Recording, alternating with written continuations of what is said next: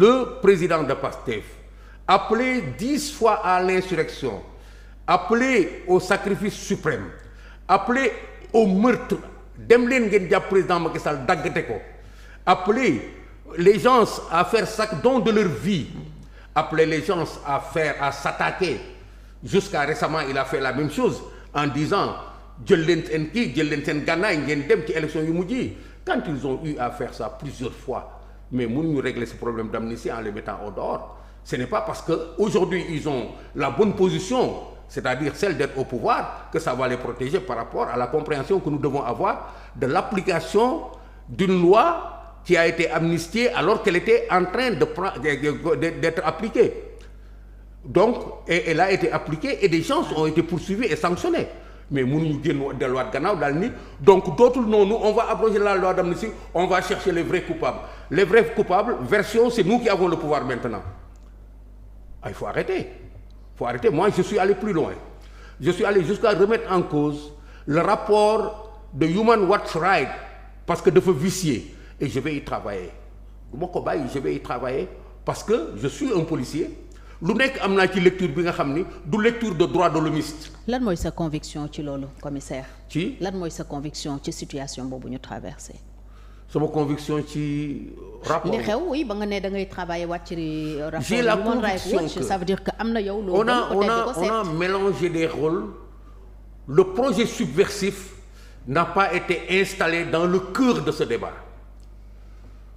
Le projet insurrectionnel de PASTEF pexe bi ñu taxaw ci jël nguur gi ci ay pexe daggasante reyante naxante dóorante loolu mooy insurrection ba mu feeñ ci seeni wax dañ ko dugalal ci biir rapport boobu ci biir débat bi. On a cherché des responsabilités dans des articulations classiques.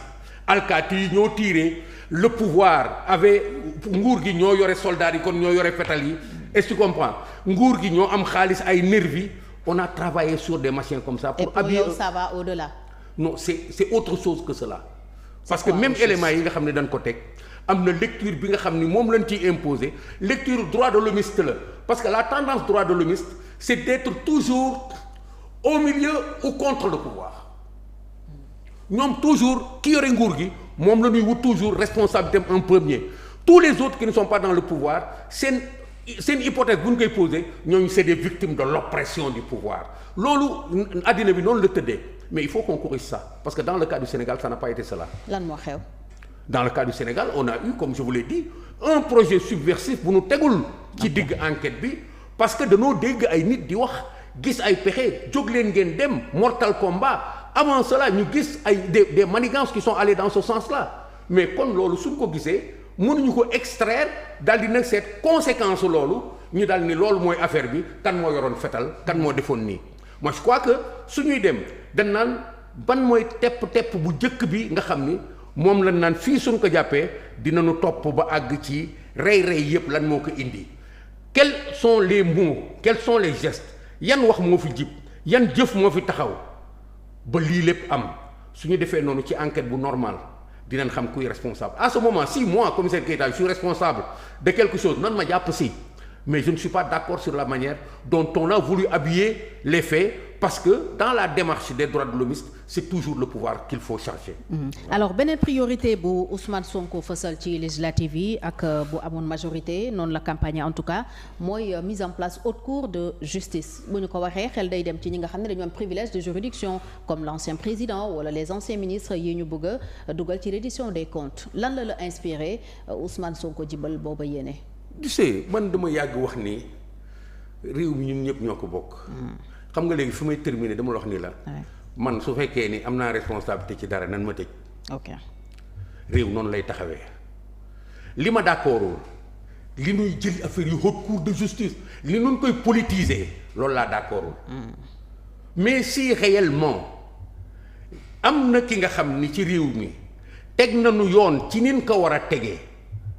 dal di taxawal yoon indi ay pexe yoon ku mu mënti doon suñ la tegee ci kanamu yoon di la atte la ci yoon te jéemu ñu la mbugal parce que adversaire nga je n'ai rien à dire man du ma dugg ci boobu débat li ma séq ak ñii mooy askan wi la ñu séq réew mi la ñu séq man foofu laa nekkee ak débat ñoom du ma leen fekki mukk ci ay wax naa la que yéen débat périphérique yii la ay consort nan ma tëj nan wax ni dama détourné ñëw tëj ma mais nanu prouver ni dama détourné nan ko def ak keneen mais nan wuyu askan wi affaire bi du noonu du demee noonu ay 2050 déedéet demuñu 2050 ñu ngi fii 2024 la nekk 2025 nan nu tontu fii c'est là qu'on doit être mënuñu man wax naa leen ni mën nañu ñoom mënuñu wax naa leen mënuñu li leen yóbbu ba ñu ni 2050 man mën naa ko ñeneen mën nañ ko ci réew mi am na ay domaines yi nga xam suñ fa taxawoon ñoom ci mat dinañ génne lu war a tax ñu apporter des réponses mais dafa des.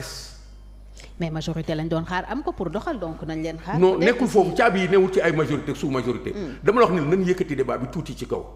te nu génn foofu ñoom ñoo soxla yooyu argument mais argument yi mu ngi nekk ci pexe lan la ñu mën a def ba réew mi jóge fii nan la ñu mën a def ba comprendre lan moo dal Sénégal nan la ñu mën a def ba comprendre lan moo dal Afrique nan la ñu mën a def ba suqali suñu réew yi nan la ñu mën a def ba xale yi am liggéey nan la ñu mën a def ba ñun suñu souveraineté ñu jàpp ko dëggantaan te duñ ko foyee loolu mooy wax ji mais ay jot ak majeur jox nañ leen ce qui développe un pays n'est pas dans le fait de détenir la justice de détenir l'Assemblée c'est le fait simplement de devoir gouverner ce pays-là avec des politiques normales ay politique de développement yu avéré ay politique publique yu avéré loolu mooy yëkkati réew ci suuf nag léegi situation Sénégal dafa gasax situation Afrique dafa gasax bi nga xam ni soo duggul ci débat de profondeur bi mënoo ci dara. doo ci génn commissaire peut-être am nga xalaat ci débat bi nekk ci penc mi Ousmane Sonko premier ministre ou président de l'Assemblée nationale pour yow fan moo gën ci réew mi mu dem. ça ne me regarde pas. ce que j'attends d'eux c'est que nun ko mënti defee nanu fexe ba régler problème mu réew mi Sénégal moo ma ñor.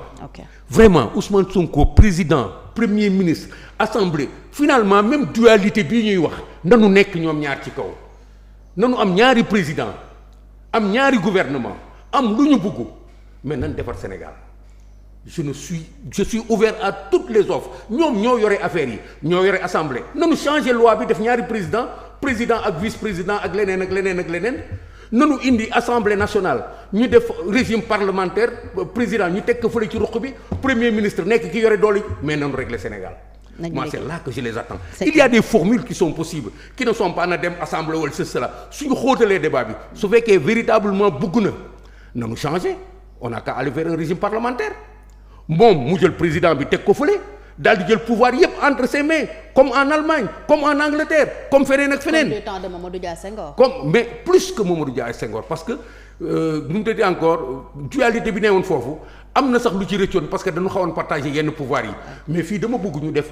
situation bi nga xam ne plein pouvoir à Ousmane Sonko. mais mën nañ ko def ñu seet nag moom lan la indi Sénégal. Ismaïla Madior Fall a théorisé à peu près la même chose hein. je ne suis pas dans la théorie d'Ismaïla Madior Fall bien que waxtaan noonu ci fan yii lu mujj laa lu sori mais sama xol laa wax.